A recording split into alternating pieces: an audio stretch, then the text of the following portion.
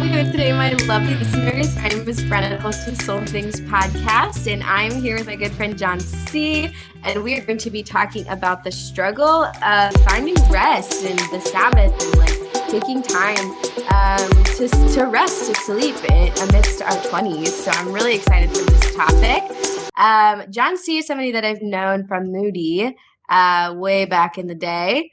So John C., why don't you introduce yourself, talk about where you live, what you're doing, what life stage you're in.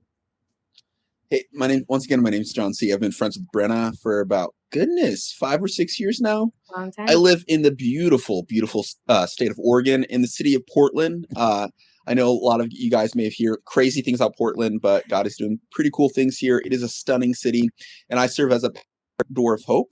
I'm in charge of about 15 different community groups, and I get the pleasure of just doing life on life with people. Yeah, John C. is one of those people that I feel like he could talk to a rock, a conversation, and just have a relationship with anyone and anything. So yeah, John and I have talked a little bit about different topic ideas we were throwing around months ago when I first mentioned him being on my podcast. And one of the things that's been top of my mind for this season of my life is rest. And I think we've had some interesting conversations about this. So I'm so excited to dive in. Because I know, especially the last 2 years, a lot of us are just like running low. We're low capacity. We're exhausted, physically, mentally, emotionally.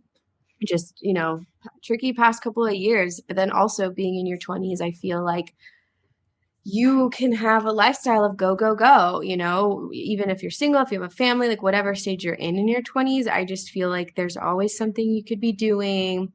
You're like continuing to develop and grow as a person, and you're just like in a constant state of like desiring to like do things.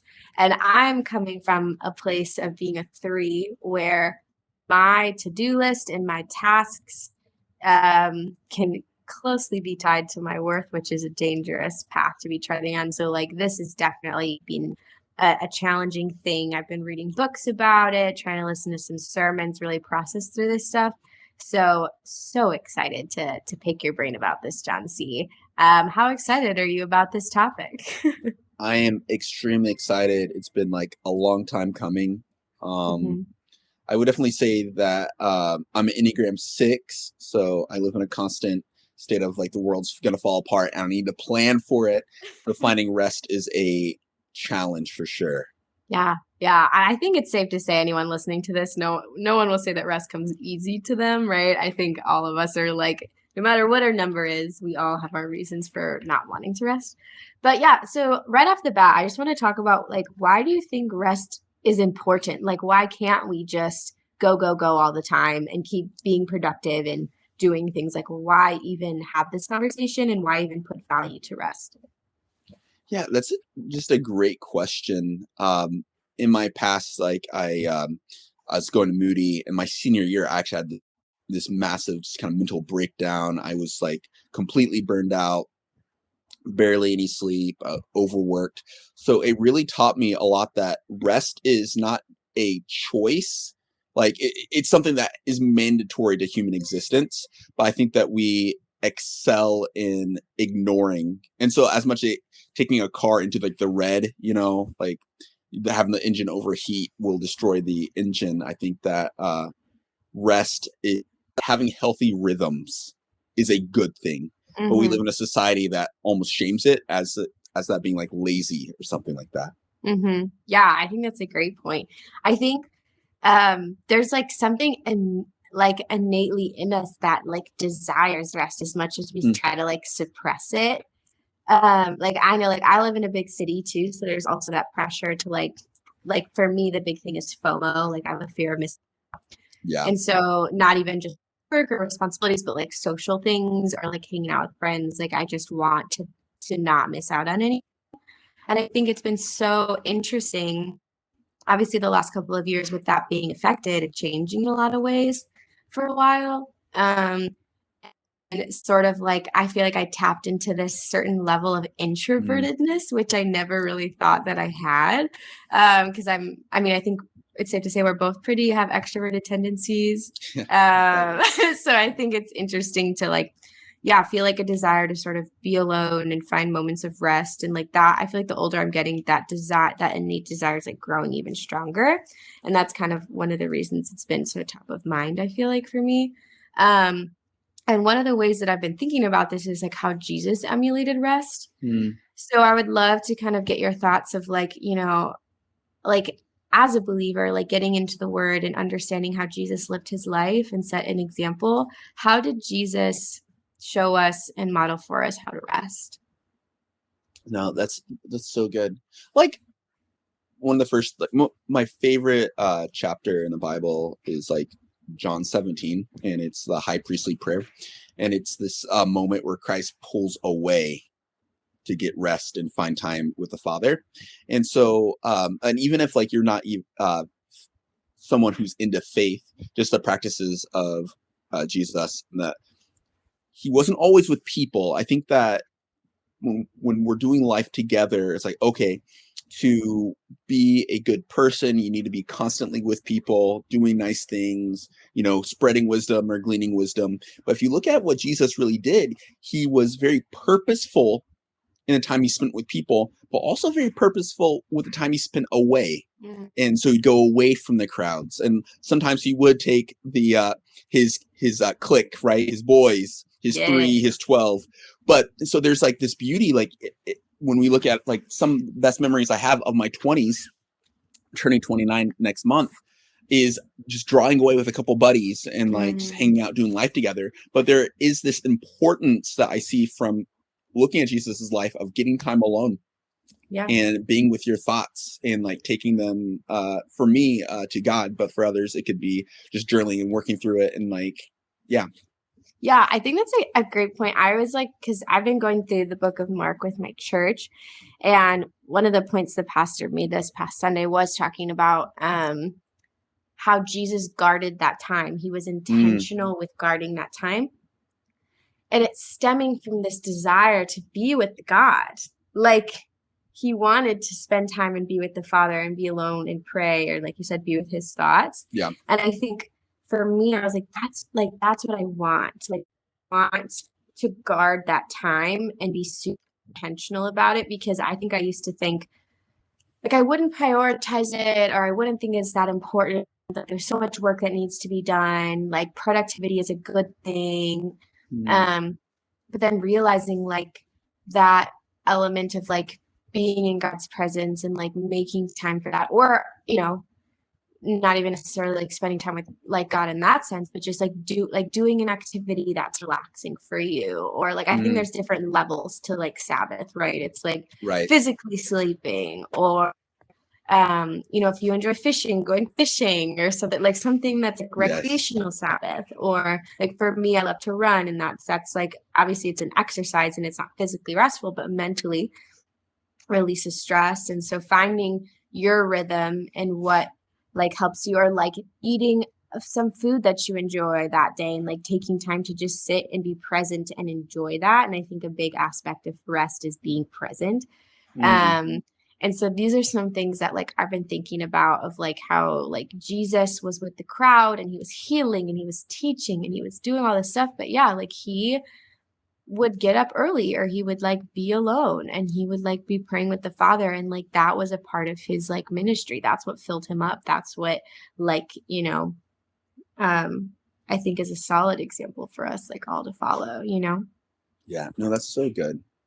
It's interesting though. I was talking with some friends last night and about Lord of the Rings, and I'm not sure if there's very many fantasy people who listen to this, but there's like, we think of so much of life as filled with like excitement and these big moments. And so much of like Lord of the Rings, there are these massive battles and key dialogues, right? But there's this simplicity of the Shire that is restful. And there's this, like, when we look at life, there's this, I think sometimes we treat it as we're a computer and we have all these tabs open. And because as many tabs as we have open shows how busy and how successful we are. Really, if you like just focus on like 1 to 2 tabs, or like, this is where I'm at in life. So I'm simply living here in, let's say, Chicago or in Portland. And I have these group of friends who are truly life-giving. And this job truly values me and makes me feel fulfilled. and I go to bed at this time and I eat these food because it's healthy and also because I enjoy it. Like breaking everything down to make things so much simpler is so life-giving. It's almost by like adding boundaries that will promote rest will actually offer you this true freedom to actually like drink deeply of the beauty of life. Yeah. But yeah, Yeah. Like resting helps you tap into the fullness of life. exactly. Yeah. Yeah. Because like Hakuna Matata, Hakuna Matata, right? I was just about to Right. say Just like that. to throw that in there sometimes. It fits anywhere. It It means no really does. worries. You know, we learned that from a very young age. I think it's the 90s that came out, right? When we were just little Oh my children. goodness. Ha, Wow. that moment where I'm like, dear God, I'm getting old. That's so Oh true. gosh. Yeah, we Yeah. are going to seem very old to the next generation because you were born in the 90s, the Yeah. 1900s. 1993.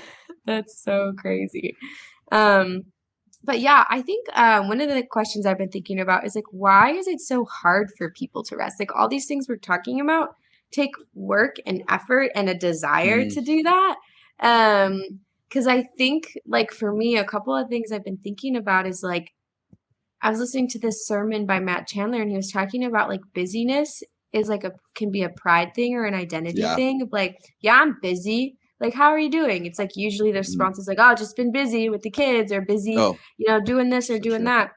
Because if you're not busy, then what are you doing? Like that's like the hustle culture and like all like, like play hard, work hard, play hard kind of thing. Yeah. And I think especially in a city too, it's really tempting to feed into that if you're working especially if you're working in a for-profit, corporate America, like all this stuff. It's like I've had friends that work 12-hour days all the time, working on weekends, like just hustle, hustle, hustle. And that is rewarded and praised and valued. And people are so afraid of being seen as lazy or a sluggard. And I think Right. Christians even use the Bible to be like, yeah, like this, like Proverbs 24, and it talks about the sluggard's field and all Yeah. this stuff. It's like a little sleep, a little folding of the hands leads to poverty, like all this, extreme out of Yeah. context Bible reading, I think has promoted this unhealthy relationship with rest. So like why do you think it's so hard for people to actually rest? Because I think that people are not aware that our ideology can lead our theology. Mm, Or even if, once again, if you're not a person of faith, we're not aware that there is this worldview that influences our actions. So we'll say, oh, we're our own person. But imagine it's like, hey, Billy, you need to be relaxed. Like, okay, stay relaxed. Here's a Red Bull. And just have a couple Red Bulls. And also, we're going to put you in a room with 40 screaming people. And also, can you do this puzzle? And also, while you're not, like, there's so many things in society that is almost built to give us anxiety and stress us out. But then everyone is still like, well, you got to find rest. So whether it's like, let's say, it seems like a lot of people who get off Instagram seem to be healthier. Facebook seems to be healthier. It seems like, crazy idea. If you just have one or two hobbies, you focus on one job and you live in this one area, like things go to better. When I mean that ideology leads theology, when it comes to Christians, we allow our American exceptionalism, whether we agree with that or not, to fuel how we live as Christians. So we do a Christianity that is Nike, which I mean by Nike Christianity is just do it. yeah. Just do it. So you blow past any red flags, any warning lights of overworking, because to show that you are a true Christian or person of faith, or even if you're not a person of faith, like to show that you are truly a part of society and you're successful and you're really grabbing your 20s by the horns to set up your 30s as a time to be soaring into whatever the American dream is, whether that's true or not, you tend to burn yourself out. And but you're not allowed to take stock of, is this life-giving? Is this what I like doing? Or is this even like in scripture? Like, Yeah. I'm pretty sure Christ didn't say, okay, to follow me, you need to build a nice Roth IRA. You need to save 40 million people. It's like, oh no, like rest. My yoke is easy. My burden is light. And that yoke is like, it's not just like, okay, so here's this weight I'm putting on you. So once you're like a Christian, like join the party, it's like, oh, this yoke, it's a 2-person thing. So it's like Christ is on the other side with you going the same way. Yeah. So Yeah. It's like why do you think our like culture doesn't value rest? Like Oh, why is hard work and productivity praised in an unhealthy way, in my opinion, and yeah, rest is almost seen as like you lost or you're weak or you're being lazy. Like why those extremes? because one would argue the very fabric of American history was built off of hard work. And for Ooh. you to argue against the very fabric of American history is to pretty much just spit on the God that people worship. Mm-hmm. So Mm-hmm. whether it's like the manifest destiny or like all these like kind of very American, which like has its sins and hurt tons of people. It's like, but like we're back to back World War champs. Why? Because of hard work, we never gave up. And Yeah. so that's why when we talk to older Americans and older believers, Mm-hmm. they'll be like, back in my day, we worked so much harder and this, that, the Yeah. other. And it's really a push for you to like quote unquote man up or woman up and Yeah. not complain and keep pushing. Where I'm Mm-hmm. like, back in the 1950s, 1940s was segregation. So not sure if it was much better. Yeah. Yeah. Like so maybe within this time we're in where we're able to take a moment to take a deep breath and be like, oh, maybe having more restful life rhythms is a good thing, Yeah. possibly is good for society, and that was not allowed in the 1960s, 1950s, 1940s, 1930s. Yeah. Yeah, Yeah, I think there's value in looking at the history of this country and analyzing it that way. I think I'm thinking of it from a spiritual sense too, of like even just yeah, hearing your explanation is the pride that comes with that oh of yeah, like I I want to be able to celebrate in the work that I did and I want to step back and say I want to take a step back after I built the house and say I built that. Like I yeah, did that. I put my energy, my hard work, I put the food on the table. Like that's me. And people yeah, take pride in that and they feed into that sin because I would argue that pride is the root of like all sins in our lives. And I think this is like a huge example of that because I see that and it creates this like frantic energy with like people that mm, I know so many friends again that are working typically for corporate America that it's like oh my gosh, like, yeah, you're making six figures maybe, okay, and you're living in a nice apartment downtown, but you yeah, are like in prison. Like you work from home, you work in your room all day, you're on your yeah, computer all day, you have all this work to do, and you're not enjoying any aspect of your life and you're not resting at all. But it's like somehow that's the dream of like you got the good job, you got the good apartment, you're working, maybe you go out on a weekend, which again isn't necessarily restful because you're like, yeah, go and play hard, work hard, play hard. And I think it just like feeds into this pride, but then it leaves you so empty. Like it yeah. leaves you It so, chains you to like unrest, yeah, yeah, and like and chains are chains whether they're gold or iron. It's yeah. just the reality. Yeah, and it's like you trying to build your life off of you as the foundation of it. Like I created my world. I'm the ruler of my Yeah, world. It's about control, it's about pride. And I'm talking to myself. Like I'm speaking from like, the motives for why I want to keep being productive and doing stuff constantly is like mm, you want to like for me the biggest thing is identity, which kind of moves into like my next question, like is there a danger of trying to tie our identity into being busy like I had mentioned earlier, and like what is that danger? uh, yeah. Once again, like I want to like be extremely honest. Brenna did not reach out to me to talk about rest because I'm an expert on it. Okay, like You've I written three am. books on I've it written and three books. Gone on 5 speaking tours to all the small villages in Africa. Just little stuff. For my people. That yes. being said, but I am someone who like what I enjoy about like talking with Brenna and this honest conversation is this is something that we see that there's an issue and we're wrestling with it right now. And Mm, this is not a simple fix. So this is not to shame anyone who is extremely like in this period of unrest. But what we're trying to do is say there is so much more to life. So mhm. what's the danger of it is to be honest, you can lose yourself because you can get so busy trying to be who the world wants you to be or whoever you think the church wants you to be. So you got to fill up this time, these boxes, and they're checking off all these boxes. And at the end of the day, like you don't know who you are, and you sure as heck don't, and you're not enjoying your life. So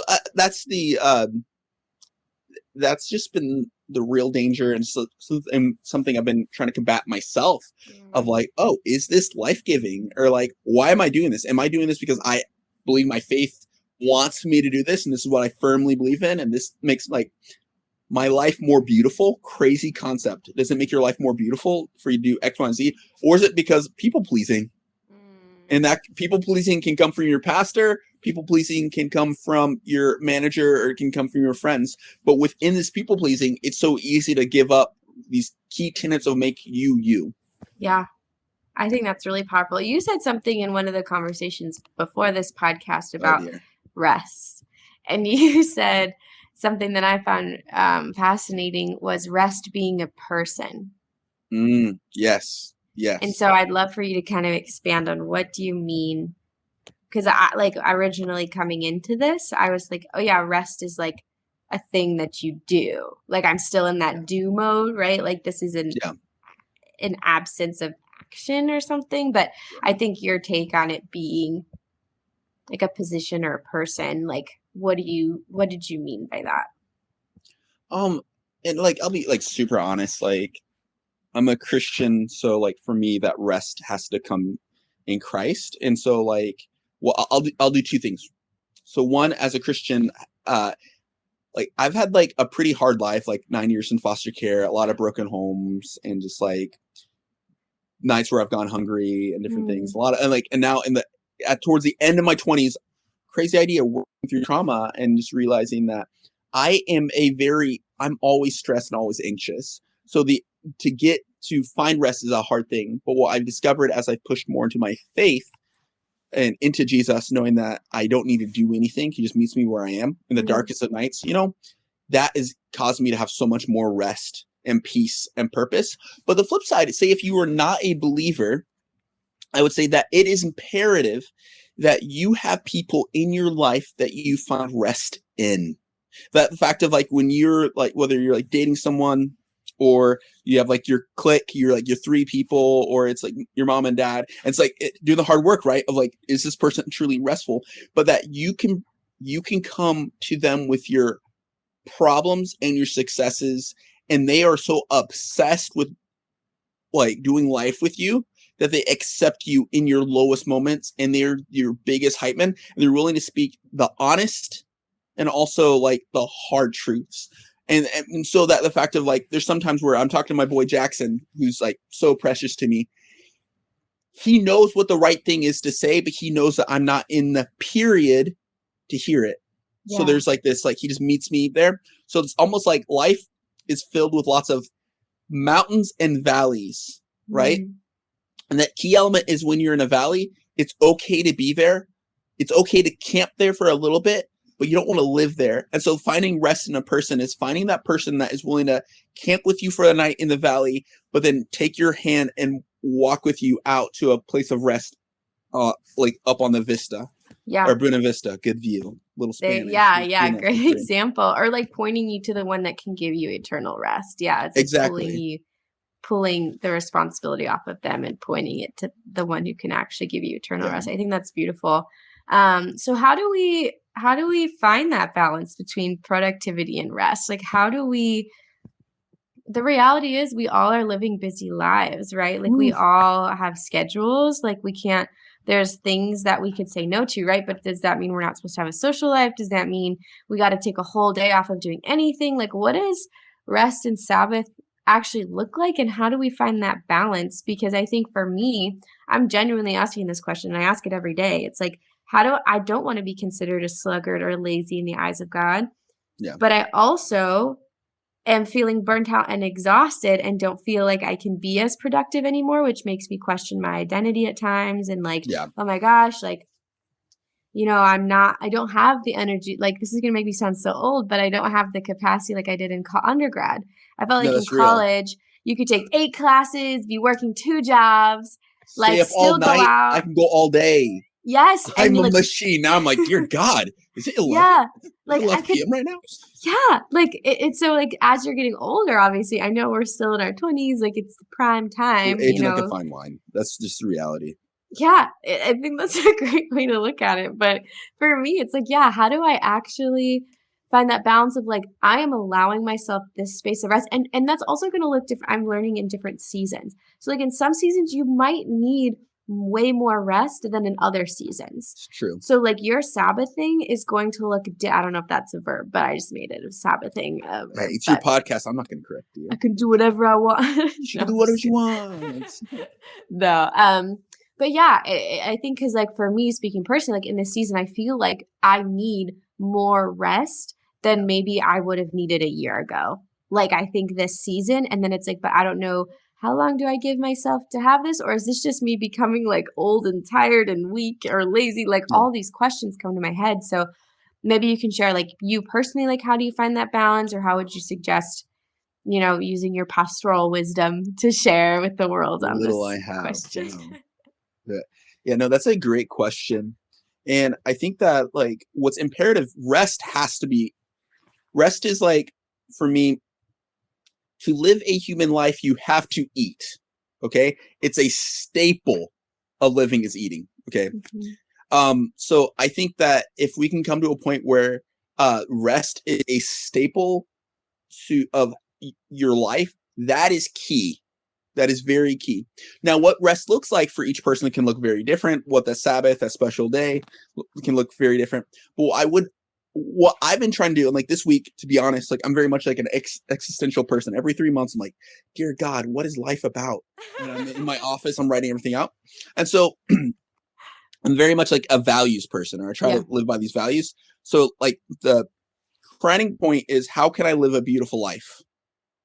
So then I work through like whether it's my diet, my job, let's say hobbies, all these things, and like rest, key part. Like, and then like let's say at the crowning point of like living a beautiful life, when I think of beauty in my life, it's peace, rest, fulfillment, and then it's trying to make sure everything that I'm doing in my life gets to that point. So it's not like, and it's not a formula of you got to do this for this many hours or you're going to arrive. But I think it's, to be honest, like so much of life is this wrestling match of like constantly being like, hey, is this like learning to say no is a beautiful thing. You cannot do everything. And you're not a bad person for saying no to things. But what's imperative is that you're taking the moment to look in the mirror and be like, is this what I want out of life? And if it is, then like just be humble enough to be like, look through everything and like, oh, is this actually truly life-giving? And is this truly restful? And you can't do everything. So crazy idea. You have to cut things out. Yeah. Which is so hard to do. Yeah. Because like, this is coming from someone where I'm like I can be like that laptop, a million tabs open. And I'm like, oh, I can do one more thing. And then like, I will crash and it's like terrible. So yeah. Yeah, it's like you always hear that saying, like, give it the best that you got, like, just try your hardest, like, whatever. Like, if you're capable of doing it, then, like, push.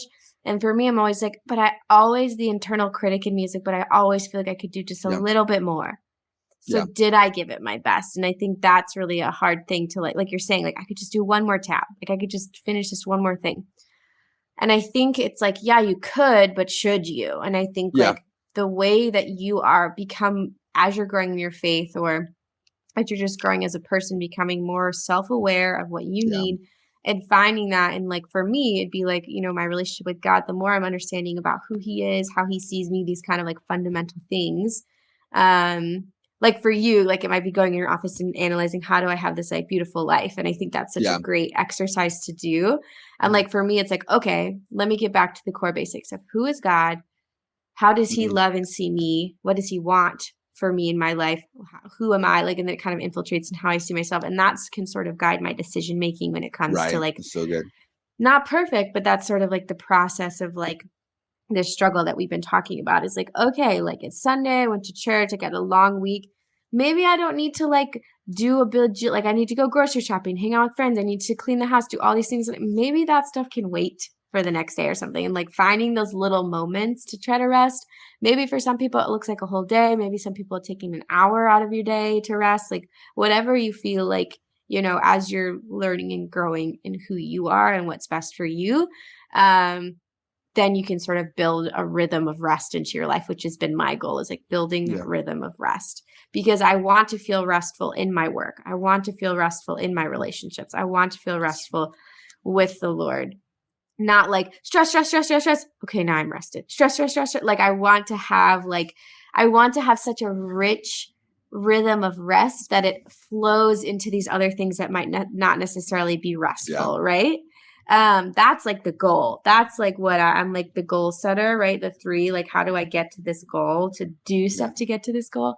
But I think like that's one perspective that I've been trying to have, which doesn't always go super well because I still say yes to a lot of things, but I have started saying no to more things, especially socially, which has been really healthy, I think, and growing. So That's good. Yeah. Where would you say that you're at with your state of a rhythm of rest in your life, John C? To be perfectly honest, so when was the first time we talked about doing the podcast? Wow, that was October. I think so, like in the fall, probably. Okay. So I would say if you asked that question then, I'd say I was really struggling because I was like operating a high, like there's like this element of we were both getting older, but then I also I have a pretty high threshold for what I can do and not sleeping a ton. But I was in a pretty life-changing incident in December. I was in a massive car accident, or I got COVID, got out of COVID. And then the next week I was in I split my RAV4 in half. I like hydroplaned to 3 trees, and it completely, like, I feel a lot healthier now, but like I scarred my face and like still feel aches and pains. And like, I haven't bounced back as fast. And like, I'm blessed to be alive. Like the police called the hospital and thought they were going to be asking about a body bag. Wow. But I feel like now I have been forced to enter a period of rest, which is so humbling. And so much of it's about pride, right? Because I'm using the word humbling and the fact of, dang it, I have to, where it's like, no, this is a good thing. So I feel really good. I am part of a really dope church that's offered so much stability and peace. So I feel great right now, but still it's like a constant battle because my default is not for rest. It's more to being busy and battling with anxiety and depression and things like that. But I feel like I'm in a really good spot.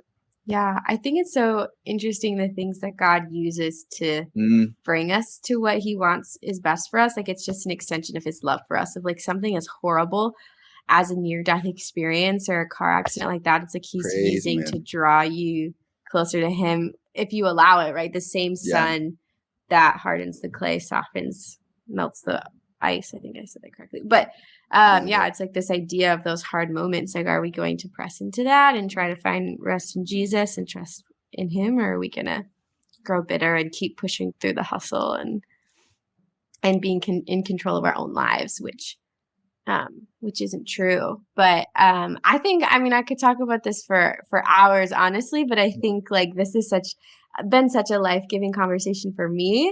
And I hope for you and everyone listening of just like, you're not alone. Like John C was saying, like this, you're not alone in this struggle of like feeling like you're having trouble with rest. Like this is something we're all going through. And it just takes time to find that rhythm and pressing into the Lord and what that looks like.